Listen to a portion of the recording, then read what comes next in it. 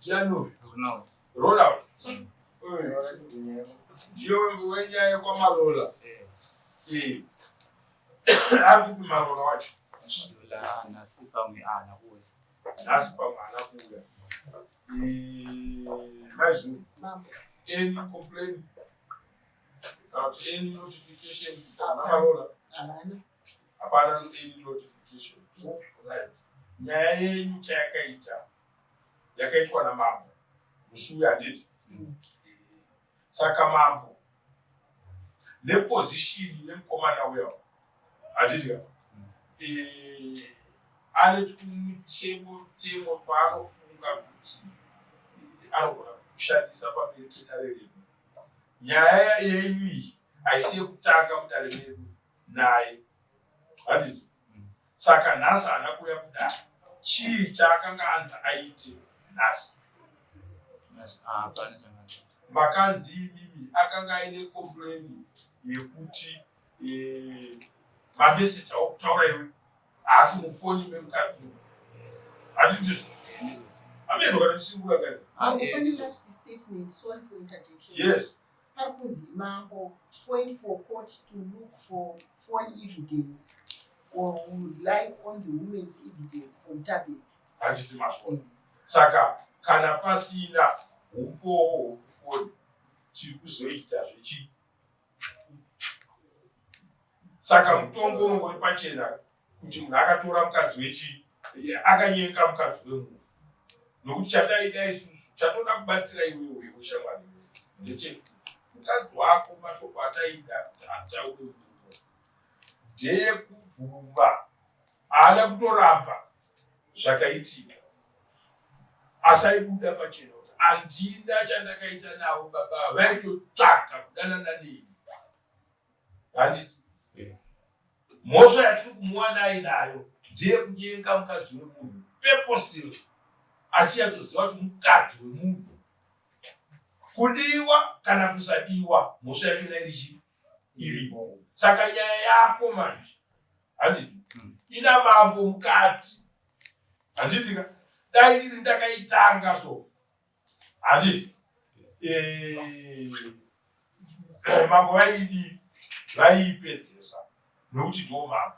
Handiti kunzwisa zvandikutaura. Handipe judgment ndichipedzesa nyaya yaitwa namambo. Handiwapanzwa. Ini ndinotonga nyaya yangu kutanga kwokutanga ndopa judgment. Handitika ndikatonga nyaya ndikaisiya isina judgment mambo vakauya vanopa judgment. Handiwapanzwisisa. Yako inongoda judgment yezvino kubva kuna mambo. Wapanzwa. Judgment tichitevera zvakataurwa nadzimai vako. Chatinoda kupupurira adzimai vako iwe kana pasina dzimwe nyaya dzamuinadzo maprevious nemukadzi wako. But hapana pandingasekerere nyaya yekuti ndiri kunzwa nyaya yekuti munhu akutaura nemukadzi wangu switi my chocolate what morning honey what handingazvisekerere. Saka kuuya kwawakaita kudare kuno kuuya kuti uzvichenure nemukadzi wako zvisingafanirwe kutsamwisa whoever zvinhu izvozvo. Hatingati ndasungwa kuno kwamango kuno wazonzwa ndakuti ndichitaura nemukadzi wako mashoko ekunge mukadzi wangu nokuti ndiri kuzoda kutonga nyaya yenyu kana kuti ndiri kukubatsirai. Hazvisiri. Saka munhu anofanira kutongwa opuhwa mhosva yake oripa mhosva yake but zvisingauraye imba yevanhu kana zvakadaro. Saka izvino mukugara sei nemudzimai wako? Ava mukadzi ari kumba kwaari. Ukutambisa tai? Ishu maitikiro ayakaita aina futi kuti unyatsojeka kuna uko. Aina unyatsojeka futi kuna uyo kuti ndaura mushoko. Was zvakaitika ari Saturday makuseni titori mumbandi. Uyu ndiye wandakatanga kutoona achitotekesera mabhiza mashumise. Ndobva ndamubvunza kuti uri kutaura nani and ndobva ndabata foni. Uyu ndobva atobvuta foni yayo kutoramba nayo foni and ndobva ndifofona nangu ndikasi inotsetsa munhu and ndobva azoramba nefoni yake ndobva ndatoramo handibva ndichaita zvinhu zvesemufoni kudhirita chinhu mufoni handikutaura zvakaitika ndoda kunokubatsira nokuti handitaura hangu chinonoka kudhirita chinhu hakusi kuuraya ukowo handidi because kune kwatinozvitora handiti wapanzwa saka iwewe pa14 days pawakaenda pakanzi chii nedai kana pakanzi tinoda evidence yedu wakauya here neevidence yezvepawhatsapp handii ndozvokwana kupedzaka nyaya yako because ikaramba ichinzi tinoda kushanda neevidence yemukadzi iwe usingatomutrasta tinoshandisa evidence yake tichishandisa sei nokuti iye zvino iwe kuti uyajeke kwauri tinofanira kuwana print out yekuchi yekueconet handiti bereke chitaura kuti uyu vakatanga kutaura nezvinowanzvire kana kuti vakagara vachidanana naye munhu handozvine zvakutaura print out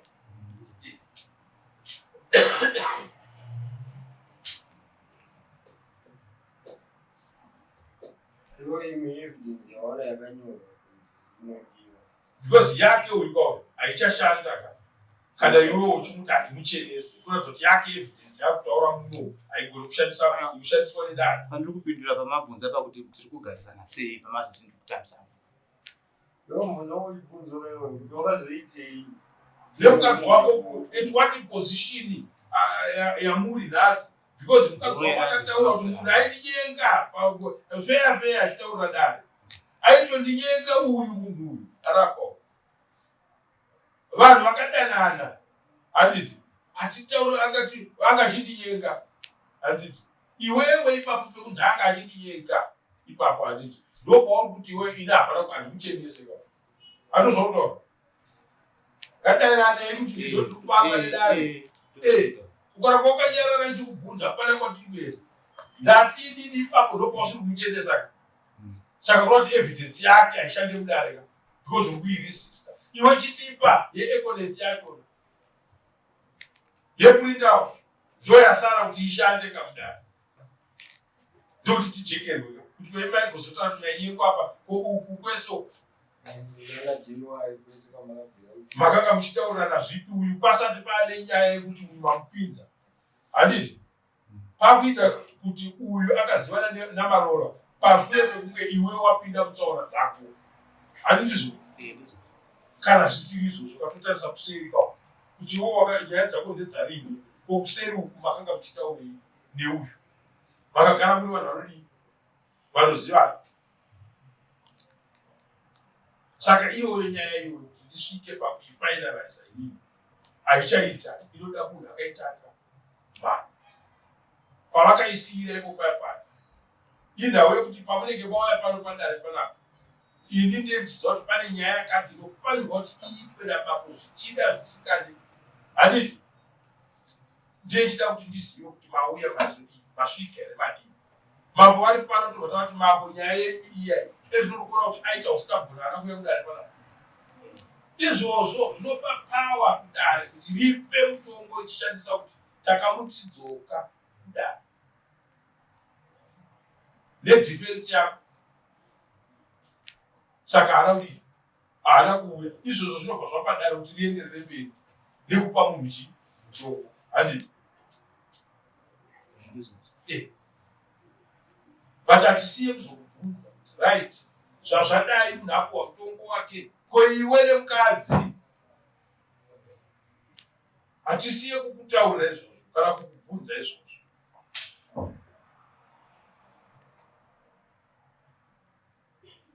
poitwa sei inini mukadzi I think tozinotaura kuumbana natete tozinotaura kuumbana natete mukuzidzwa vatete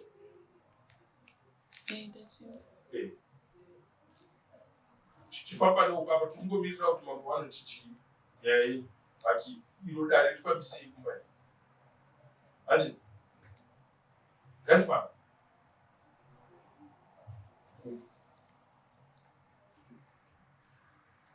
pakatanga nyaya ndaikobvunza mukadzi yakadedzwa kuna hawe kufunga kwako kwandaitoita anouya mukadzi tinayo na-second day. Kufunga kwangu baby she's innocent. Nyayo. Kune vanhu vada kushandisa inonzi extortion yekuti ndakuwanikidzira pano nhasi. Handiti isu tikada kushanda naizvozvo tinoita mapenzi enyika. Mukadzi wako yakandipota nyaya pano, imamai muda kumhangana nyaya. Alright amai. Tinoita mapenzi.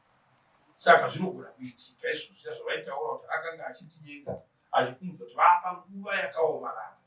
Handiti moti munhu ari kukubatsiraiwo kuti ndoda kununura murume kuti asasangane nenhenge kupinda kujere mukati adini tofunga kuti ari kutibatsira iye achiti dai anga apenda mukati zvangu zvadii zvaitika. Osiya munhu akunyudza mugomba kumamainuko, umwe akazorohwa sechiva kumusoro akaita kunge achafa.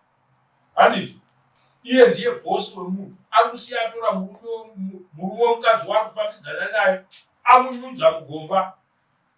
Ora shamwara amuisa mugomba. Kandi uyewo yakandoudzwa kuti aiwa ona paya panosiya kuisa mugomba chirenge chakachaya kumba kwako naye munhu iyeye uyo achipinda wachibuda one time akaitika basa tikaona zvinhu zvatisingakwanisa kunge tichiona. Handi ndonyaya inoita vanhu ivava. Saka ndonyaya yatoda kuti titaure pano sematauriro andaita. Kana uchienda kunoita dare nemudzimai wako nehama dzenyu, endai kuite dare navatete vacho. Then toenda munyaya yekuti mutongo wamaroro mamwe ndichavaudza kuti mukomana uyo wamakati auye kudare uya haana kuzore kudare. Nenyaya yekuzobuda pasocial media mhani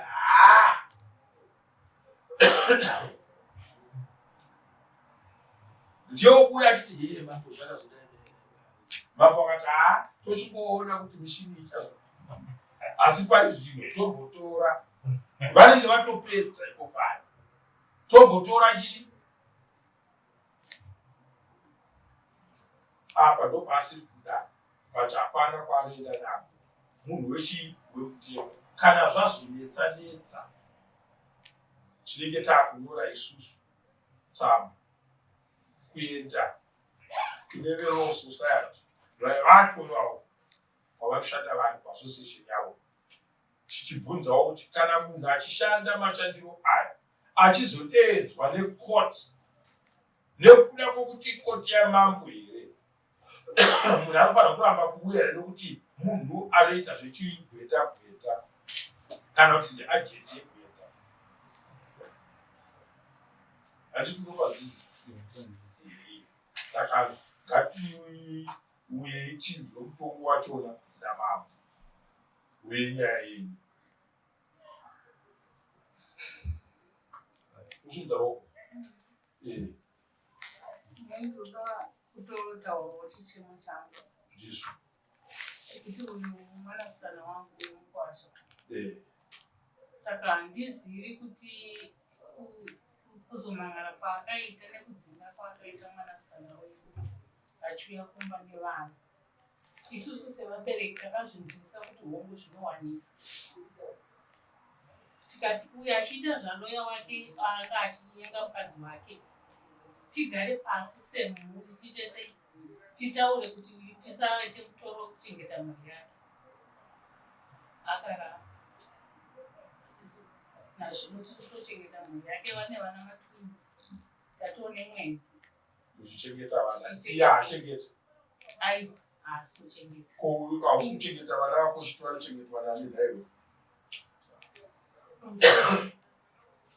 Ndimi mai vemukomana. Inzwai kana ndakuyazotonga imini vanhu ichu. Manzwa zvitaura namai avo kuti iwe uchiita nyaya dzako dzinoda kunyengana nemukadzi wako, but une vana vako. Handiti vawakasundidzira mukadzi wako nevana vake ivavo vausiri kuchengeta.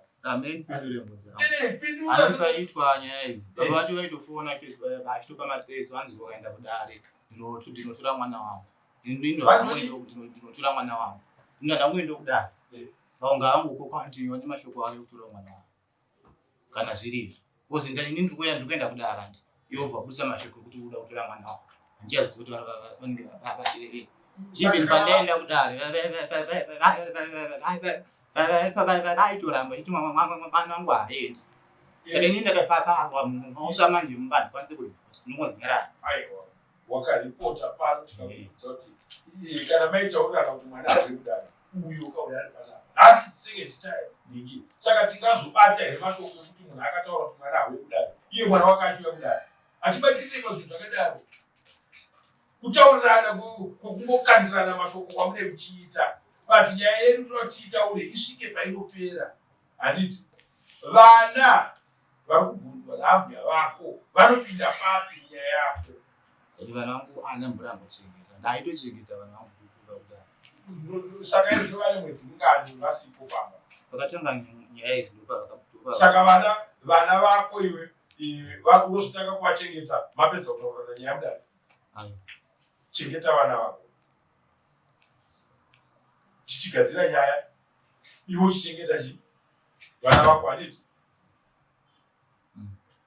amai taura tinzo zvavanhu panaita kuti ndipindire kuti ezvinozvibva pakatanga nyaya dzavo iye ningiri panyaya dzakaitwa kubasa ari pacommunity service asi pabasa pari zvino haafanirwi kuchengeta vana vake here aiwa anochengeta vana zvokutoti iko zvinezvi ndisiri kutomubhadhara kana rende kumba kwacho kwanga wachigara kunotoa ndisiri kutobhadhara murikubhadhara rende kumba kwacho kwanga wachigara ikoko kumba kwacho nakwavari kana iye kutomusa kugara munodhura kuti ndichitaura muda kutaura handiti saka muchiona kuti nyika ino kuipa kwayaita yaipiswa nevanhu vakabereka vanhu umwe neumwe akafunga kuti mwana wangu special you can't defend nyika wrong hamugone kudefenda nyaya irwrong tiri kutaura nyaya yevana vane innocent vasingatoziva kuti mai vaita chirwere kana kuti baba vamhangana kumatare nyaya yekuti mai vangu vazoita sei ndonyaya yatiri kutaura pano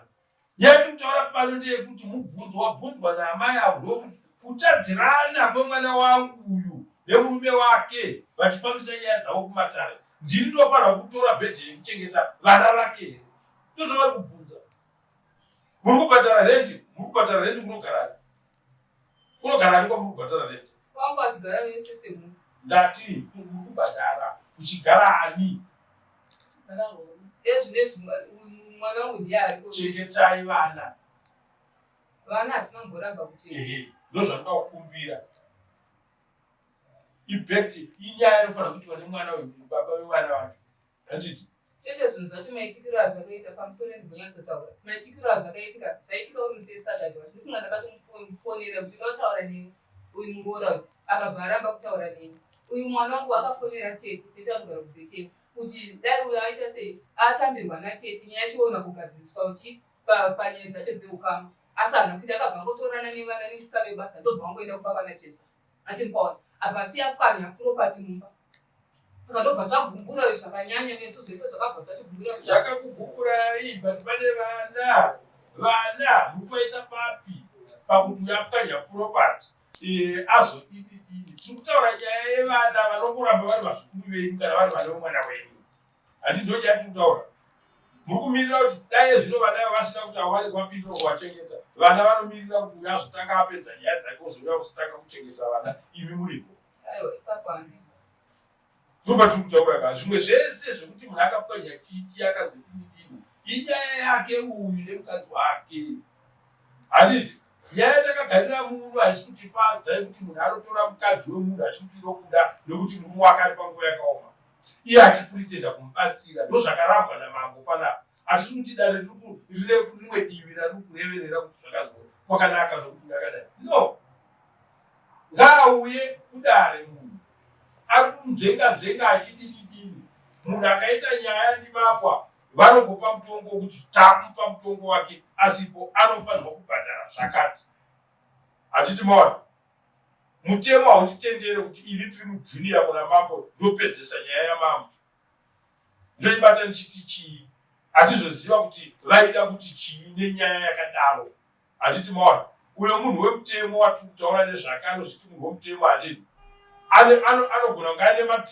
matrips akewo ari kufamba nawo izvozvo achitsvaga kuti ndoda kuti ndidzwo zvakazofamba sei. Toda kumuteedzera tisingapedzi nguva. Nhasi mambo ndezvokuti havapo chete, asi pavanenge varipo mambo handiti nyaya yachona inopuwa mutombo wekuti munhu aripe mhosva yekunyenga mukadzi wemunhu. Iwo chitoziva kuti mukadzi wemunhu ndiri kumuitira nyaya yemurume wake, zvauri kumuitira nyaya yemurume wake. Nhasi une zvinakonzera kuti aparadze imba yevanhu. Hatingamureverere munhu akadaro, hatingareverere munhu kuti aparadze imba yemunhu nokuti anoshanda kumaloya. Hatiite zvinhu zvakadaro.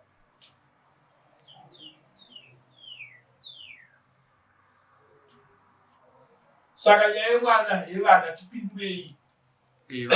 Vana vangu ndinochengeta. Vagara vanofanira kuchengetwa. Vanofanira kudii?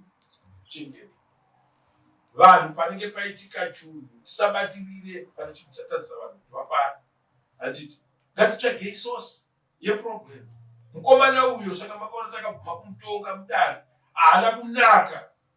Handiti maona munoona mai mune chakaipa naye here pakugarisana kwenyu. Vamusingamhoresani? Handiti maona but chaipa chauya nemunhu watakafunga kuti ndiye anoda kutibatsira. Vanhu vanobatsira, vanhu vanobatsira nenzira dzakasiyana.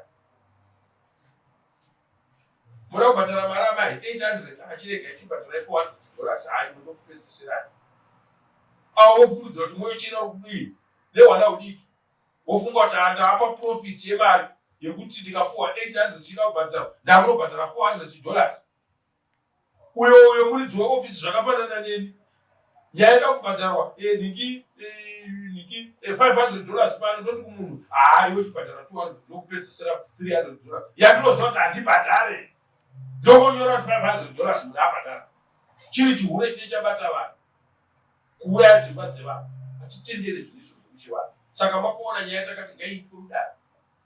Mwana uyo kana achizvinyengedza anenge achizvinyengedza but chinhu chakangonaka kana munhu madanana apara mhosva inzvekwe.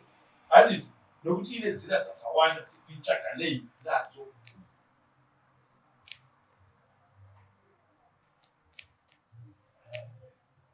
Iye uyo anga asingarapi kuti ndozvaakaita akatozviita but anoda kushandisa chibhanditi. Munomuti wajara kwavo kumakotsi munoitwa zvechibhanditi, munogwa muitwa zvechibhanditi. Hatifambe tichimhanya futi asi munhu tinongozomukanda mumapure. Handiti maona. Saka ndiani zita Ronald. Wanzwisisa zvandataura? Ndo patinoda kuti tiende. Chengetai mwana zvitaura namai. Ivo variko kuground ava, ivo kana usiri kuri kwauri ana gokwa wakachengetwa zvikuru wavo. Handiti? Hatikwanzwisisi. Ngavachengete vazukuru vavo. Achininyenga ndiwe.